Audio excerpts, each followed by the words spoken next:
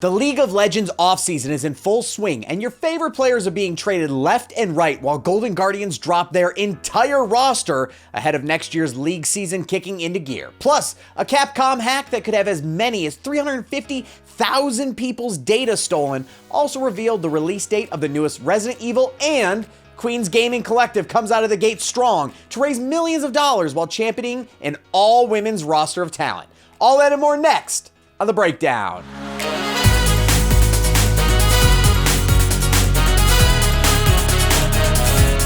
League of Legends offseason in full swing with roster madness. This year's Worlds tournament was pretty wild. From TSM's 0-6 record to Cloud9 not even making an appearance, and even last year's champions FunPlus Phoenix not even getting within a mile of being able to repeat this year. And that's what has led to an absolutely nutty offseason, both for the LCS and the LCK. But the biggest questions are obviously reserved for NA League of Legends, because how can an entire region not even be close to be competitive when it comes to the largest stage of the esport?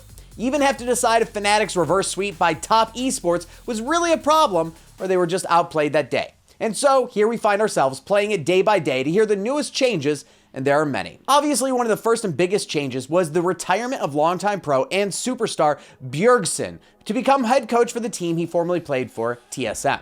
The Cloud9 roster has gone into a total overhaul, with Fudge moving in from the academy team, joining Blabber, Perks, Vulcan, and Sven to put together a pretty solid team that, if they do develop chemistry, could be a top contender next year after removal of plenty of other players that were just pure drama. Evil Geniuses made more drops than signings, releasing Bang, Golden Glue, and Kumo to free agency while Huni was sent to Team Solo Mid.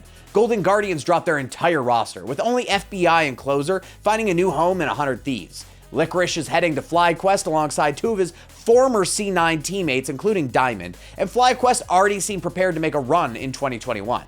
Rogue and Dignitas are making some changes too, with Dignitas also dropping the majority of their roster as well. While all the names in the shuffle are obviously important, the bigger takeaway is that nothing is really stable in League of Legends right now. Although there's nowhere near the same degree of chaos that professional Overwatch is experiencing, it's still a pretty wild shakeup across the board for a lot of teams that were either attempting to compete and even some that were already in the running for being very competitive teams. With the start of the transfer period coming up at the end of the month, stay tuned for even more team signings and get up-to-the-minute reports on our Twitter at CheckpointXP. Capcom Hack leaks 350,000 people's data and Resident Evil info. Video game development giant Capcom Company said on November 16th that the personal information of approximately 350,000 users and stockholders may have been stolen in a recent ransomware cyber attack. The information in question ranges from personal emails and customer data to information in the company's human resources file and, in just a handful of instances, passports. For the Osaka-based company, famous for its Biohazard and Resident Evil series, said game development has not been affected by the attack. But individual game users' names and home addresses, as well as headshots of people who have applied for jobs at the company, have likely fallen into the cybercrime organization's hands. Several details apparently uncovered by the hack have started making the rounds on forums like Reset Era, particularly the release date of Resident Evil Village, which is said to be April 2021. It also seems that the recently revealed Switch-exclusive Monster Hunter Rise will come to other platforms in October 2021. Additionally, a multiplayer Resident Evil that's said to be a battle royale of some sort is coming in September of next year. And finally, the data breach alleged that Great Ace Attorney and Great Ace Attorney 2, which are spin-offs set in Meiji-era Japan, will receive a Western release in July. This is the year 2020, and still somehow we have these massive companies that are not only leaking information about games, but more importantly, leaking consumer information, and it's just starting to get tiring. If you're a massive corporation and not investing in your company's security and the security of the data of your customers, it's time for you to reconsider if people are going to continue to buy from you in the future. Hopefully this is a wake-up call for Capcom and the rest of the games industry of how important cybersecurity really is. Queen's Gaming launches to level the playing field. 2020 has been an interesting year in gaming and the gaming space when it comes to being a woman. Gaming has had its own Me Too moment earlier this year. Cloud9 launched Cloud9 White, which is an all-female Valorant team, and now we have Queen's Gaming Collective, a new organization that has not only raised a ton of money already, but is being positioned to level the playing field when it comes to women in the gaming and esports scene. Off rip, this is something that should have the full support of anybody in the space, because representation is so important. But more so, there's some really cool stuff happening here. from all of the talent members having an ownership stake in the brand, to including talent like music acts Bunny Might Game You, Sunzi from Lost Rings Collective, content creators like Black Crystal, and even WNBA champion Alexis Jones.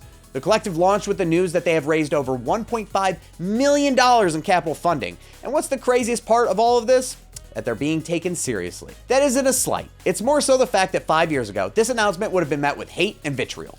Women are still woefully underrepresented, and the representation that a lot of women do see in esports and video games is usually pretty objectifying or done in a token manner.